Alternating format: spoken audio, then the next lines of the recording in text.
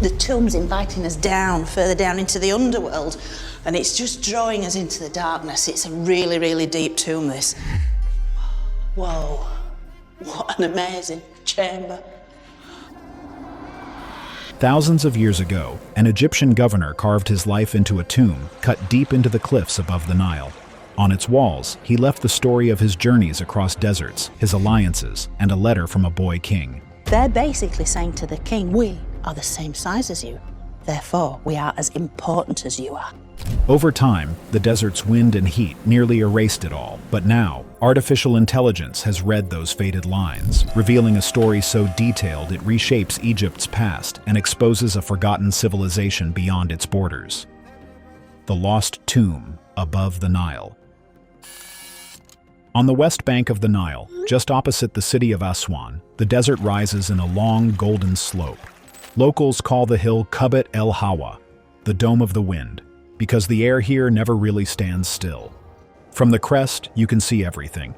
The shining water below, the fields that hug its banks, and right in the middle of it all, Elephantine Island, a slim strip of land about 3/4 of a mile long and a 1/4 mile wide, roughly 3,900 feet by 1,300 feet. From afar, it seems like just a small island of palms and ruins, but in ancient Egypt, it guarded the southern gateway, a rocky stretch of the Nile where the river turned wild and shallow, controlling every route of trade, travel, and power beyond Egypt.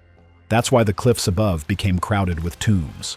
The governors and nobles who ruled this border wanted their graves carved into the very rock that watched over their territory. Archaeologists count about 100 tombs here, stretching across centuries of Egyptian history. Most belong to the Old and Middle Kingdoms, when Elephantine was the capital of Egypt's first province.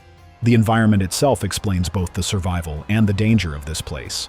Aswan is one of the driest spots on the planet. On average, it gets just 0.04 of an inch of rain a year, and in summer, temperatures hover around 104 degrees Fahrenheit for weeks on end. At night, the heat vanishes, the stone cools rapidly, and the wind starts up again. It's this strange balance that preserved so much of Egypt. No rain to rot wood or plaster, no damp air to feed mold. But the same forces that protect can also destroy. The constant wind acts like fine sandpaper, and the wild temperature swings make the sandstone expand and contract until thin flakes pop off the surface. Over time, even the deepest tomb inscriptions fade, and that's when artificial intelligence steps in to bring the words back to life. The hill rises about 330 feet above the river, and for more than 100 years, explorers and archaeologists have been climbing it. Then came the scientific expeditions of the early 20th century. In 1914, the Italian Egyptologist Ernesto Schiaparelli sent a team from the Museo Egizio in Turin to document the site. They brought heavy cameras and fragile glass negatives up the slope, taking crisp photographs of the entrances, walls, and lintels. Those pictures might not look like much, just grainy black and white frames, but they captured the tombs at a time when the carvings were still sharp. Today, those century-old photos are priceless. Conservators use them to see exactly how much the wind and heat have eaten away. The tombs themselves are masterpieces of engineering. They're carved from Nubian sandstone, a soft, fine-grained rock that cuts cleanly under a chisel. That softness made it perfect for sculpting detailed reliefs, but it also means the stone weathers quickly. A typical high-status tomb here follows a clear design. First comes the facade, a carefully cut front with pillars or a portico. You step through the doorway into a broad hall, often supported by columns, which then leads to a vertical shaft dropping down to the burial chamber below. There are also false doors, carved panels that look like real doors but were meant for offerings, a spiritual gateway between the living and the dead.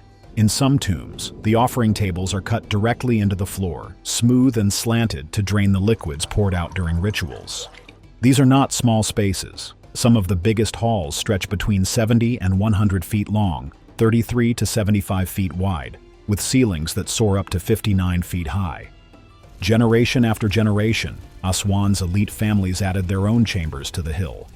The names that survive once carried real power in the south. And among these many names, one stands out: Harkhuf. Harkhuf was a nomarch, a provincial governor of Elephantine near the end of the Old Kingdom. His job was to manage Egypt's southern frontier, a region that connected the Nile to trade routes leading deep into Africa. He handled expeditions, diplomacy, and defense. He kept peace with the Nubian tribes and led long journeys south, bringing back exotic goods and animals for the pharaohs. His life played out along the same river that now flows past his tomb. His burial place lies among a group of tombs now labeled QH34, facing directly across the river toward Elephantine Island. The early photographs from 1914 captured his facade in exquisite detail, every shallow groove and chisel mark. Today, those old images are a goldmine. By comparing them with modern, three-dimensional scans, experts can measure how much the surface has changed. But Kubbet Elhawa isn't frozen in the past. New discoveries keep emerging from its slopes. In just the last few years, archaeologists have uncovered previously unknown tombs, complete with false doors, offering tables, and in some cases, infant burials. One discovery stunned even the seasoned teams. In a sealed chamber, researchers found 10 crocodile mummies, 5 complete bodies and 5 severed heads, preserved in an unusually simple way, without the thick resins used in later mummification. The find proved that the hill's sacred role continued for millennia, shifting from human burials to offerings for the gods. It also hinted that countless untouched spaces may still lie behind sealed doors of rock, waiting for light. Elephantine was more than a fortress. Over time, it became a spiritual hub, home to a shrine dedicated to a deified local hero named Harkhuf. Pilgrims came from far away to honor him, so when high officials chose their final resting place, they picked the hill right across the river, the perfect spot to gaze at the island forever. Harkhuf's tomb captures that spirit. Though modest in size, it's one of the keys to understanding how Egypt's southern provinces worked. It shows that local governors held real power, enough to build grand tombs and lead expeditions without direct royal command. His inscriptions, carved in shallow relief across the facade, record his journeys and service. But after thousands of years, many of those carvings have faded so badly they're almost invisible. Now artificial intelligence is helping to bring those lost words back. Without ever touching the wall, researchers can finally read the words of a man who lived 4,000 years ago and reveal the traces of a forgotten civilization preserved within his tomb. How AI brought a faded tomb back to life. The biggest challenge wasn't what was missing from Harkhuf's wall, it was what was still there. The facade of his tomb isn't a clean sheet of stone. It's soft rock that has been fighting the desert for more than 4,000 years. Every day the heat swells it, the cold shrinks it, and the wind sands it down grain by grain. Even the smallest cracks can cut through the delicate lines that once shaped a single hieroglyph. Sometimes a groove looks like a crack, sometimes a crack pretends to be part of a letter. After centuries of this slow battle, Harkhuf's wall became a mix of faint carvings, false shadows, and missing strokes, a puzzle that no amount of flashlight photography could truly solve. That's why researchers turned to something more precise than cameras, a way to capture the wall exactly as it exists, without ever laying a hand on it. The answer began with shape. They started by scanning the entire facade using three-dimensional laser mapping, a system that fires millions of harmless light pulses at the rock. Each pulse bounces back, measuring distance down to the millimeter. When combined, those readings form what's called a point cloud, a dense digital copy of the surface, showing every bump, groove, and slope exactly as it is. You can zoom in and measure the depth of a single chisel mark, as if you were standing there with calipers. But geometry alone isn't enough. The next step was color and texture, what the eye sees when sunlight hits the stone. For that, the team used high-resolution photogrammetry, a technique that takes hundreds of overlapping photographs from different angles and stitches them together into one perfectly scaled image. This method corrects distortions and builds an ultra-sharp map where every pixel matches a real point on the stone. In tight corners or awkward angles where tripods can't fit, the team switched to spherical photography, using 3 60-degree cameras to cover everything in a single sweep. Why go to such lengths? Because every technique sees the world differently. Laser scanning ignores color, it only measures shape, so even if the paint is gone, the cut still appears. Photogrammetry locks those shapes into a realistic, 2-scale image you can study in the lab instead of dangling on a cliff.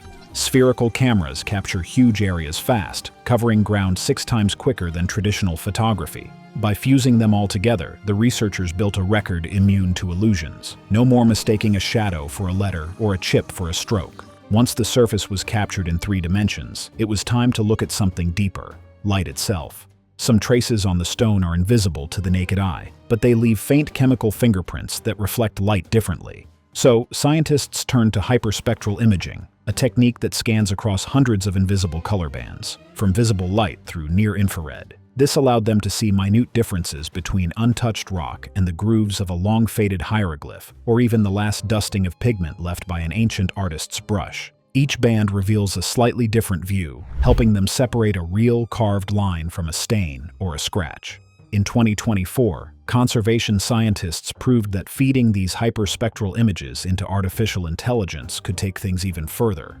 By training a neural network to recognize Egyptian carvings, the AI could automatically outline real hieroglyph shapes on damaged objects, distinguishing genuine tool marks from random blemishes. For Harkhuf's tomb, that means AI doesn't just see color, it recognizes patterns, suggesting where a stroke continues or a symbol ends when the human eye can't quite tell. But the images still needed to be cleaned. Even the best photos pick up glare, dust, and reflections that can confuse the process. Using the 3D data as a guide, specialists flattened the lighting so shadows no longer distorted the shapes. Bands with too much noise were filtered out, leaving only the wavelengths that actually showed detail. At this point, the wall was ready for the next stage, teaching the computer to find every single symbol.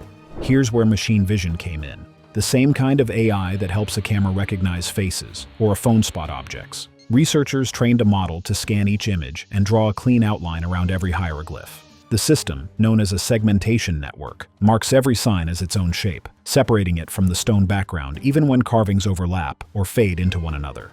A study in 2023 showed that this approach, originally used on papyrus and wooden coffins, could also handle rough stone surfaces. The AI doesn't translate anything by itself. It simply points to where the symbols are, like a digital archaeologist tracing the outlines for experts to examine later. After identifying the shapes, the next step is to figure out what each one represents. For that, researchers use Fabricius, a public tool built by Google Arts and Culture with Egyptologists at Macquarie University. It's like a digital workbench for hieroglyphs. Users can zoom in on a section of wall, adjust brightness and contrast, redraw broken lines, and let the system suggest possible sign matches from a database. It doesn't replace the human scholar, it just saves time, helping them test options quickly and rebuild damaged signs with confidence. For worn walls like Harkhuf's, this kind of tool turns guesswork into measurable analysis. Once the individual signs are identified, the focus shifts to language. Reading ancient Egyptian isn't as simple as matching one sign to one sound. Words change shape depending on grammar, position, and time period. That's where massive digital archives come in, especially the Thesaurus Linguae Egyptiae, the world's largest online collection of Egyptian texts. In 2024, researchers trained a special hieroglyphic transformer, an AI model that could predict the most likely meanings and translations for sequences of signs by learning from this vast database. It recognizes patterns across centuries of writing and offers best-fit suggestions that Egyptologists can confirm or reject. With all these tools combined, the reading process becomes a pipeline, step by step, from stone to sentence. First, the 3D scan gives you perfect geometry. Then photogrammetry adds light and color. Hyperspectral imaging exposes hidden traces beneath the surface. The segmentation AI outlines each glyph, while Fabricius and expert review identify what they are. Finally, the language model proposes how those words fit together. At every stage, humans remain in control, checking every outline, comparing every reading to the physical evidence. Nothing is taken on faith. And now, this technology isn't just for researchers, it's reached everyday life. In mid-2025, a small Egyptian tech company unveiled a public app called Manetho at the National Museum of Egyptian Civilization. Visitors could snap a photo of a carved inscription with their phone and get an instant translation on screen. It's not built for fragile cliff faces like Harkhuf's, but it uses the same principles: detection, recognition, and translation powered by AI. If a smartphone can do that in seconds, imagine what a full-scale digital survey can achieve with laser precision and expert review, and it works. Slowly, line by line, words that hadn't been read in centuries begin to emerge. Verified, mapped, and clear. Some phrases make sense immediately, others are still debated, but each one is anchored to the 3D surface, ready for anyone to check. The wall has given up its silence. Line by line, Harkhuf's voice returns, and with it, the story of his journeys, his king, and the civilization Egypt almost forgot. The story etched into Harkhuf's tomb. Carved across the doorway of Harkhuf's tomb is one of the most remarkable stories ever written in stone. A life summarized in just 50 lines of firm, confident writing. The words run in tight, even rows on both sides of the entrance, then continue farther along the wall. The first few lines follow the familiar pattern of Egyptian tombs, a prayer for offerings, a long list of titles, and a handful of virtues. But soon, the tone changes. The man carved into this wall isn't just listing ranks or blessings. He's talking directly to us across 4,000 years. He tells who sent him, where he went, what he brought back, who met him on the road, and how the king himself reacted when he returned. It's a complete biography, written by the man himself, known today as the Autobiography of Harkhuf. Right from the start, the text shows us who Harkhuf was. He speaks as a high-ranking official during the closing years of Egypt's Old Kingdom, serving under two pharaohs of the 6th dynasty, King Merenre and King Pipi II. His home base was the first province of Upper Egypt, centered on Elephantine Island. But his work reached far beyond that. His titles tell the story of a man trusted by the throne itself. The inscription calls him a unique friend, a phrase that meant far more than it sounds. It marked someone in the king's inner circle, a confidant who handled delicate matters of state. He was also the royal seal bearer, the one responsible for guarding official documents and ensuring the king's authority carried weight wherever it traveled. Another title, lector priest, shows that he wasn't only a bureaucrat, he also performed sacred rituals and recited holy texts. Two of his roles stand out most clearly.